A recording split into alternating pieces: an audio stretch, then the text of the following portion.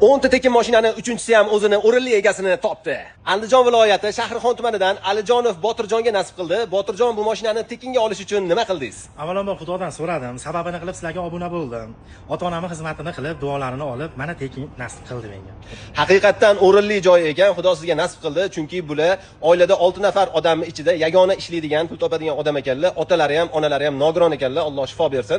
Haqiqiy o'rniga ketdi deb o'ylayman. Baribir tekinga beryapmiz-ku deb shaldiro arava ustidan bosh chiqmaydigan mashinalar olmaganmiz. Hammasi yaxshi ish chiqmaydigan, olgan odam mazza qilib duo qilib haydaydigan mashinalarni tayyorlab qo'yganmiz. Ikkitasini ko'rdinglar, uchinchisiga ham o'zingizlar guvoh bo'lasizlar. 2009-yilda ishlab chiqarilgan metan gazlari bor, diska balonlari sveji turibdi, mashinani konditsionerlari ham bor, ishlab turibdi. Mercedes rulli, Scorslar, barlar, Pioneer maytafonlar, hattoki subwoofer usilitlarigacha bor, naktikalar yaxshilar taqib qo'yilgan, biradverlar. Xullas, tayyor mashina, mazza qilib haydaydilar, xudo xolasa, Andijon ko'chalarida kutib qolinglar.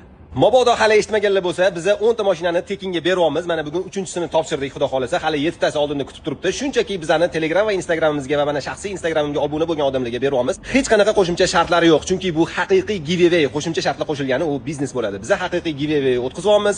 7 ta mashina qoldi, 3 tasini уже topshirdik. Bu haqiqiy giveaway orqali 10 ta tekin mashinadan bittasiga ulgurmay qolishingiz mumkin, lekin bizani Telegram va Instagramimizga obuna bo'lgan holda Telegram kanalimizda qo'yilayotgan e'lonlar orqali oxirgi narxlarda uy-joy yoki mashinalar sotib olishingiz mumkin. Aytaman-ku, foydali kanal. Xullas do'stim, eng arzoniga ulan, eng arzoni xalq bilan.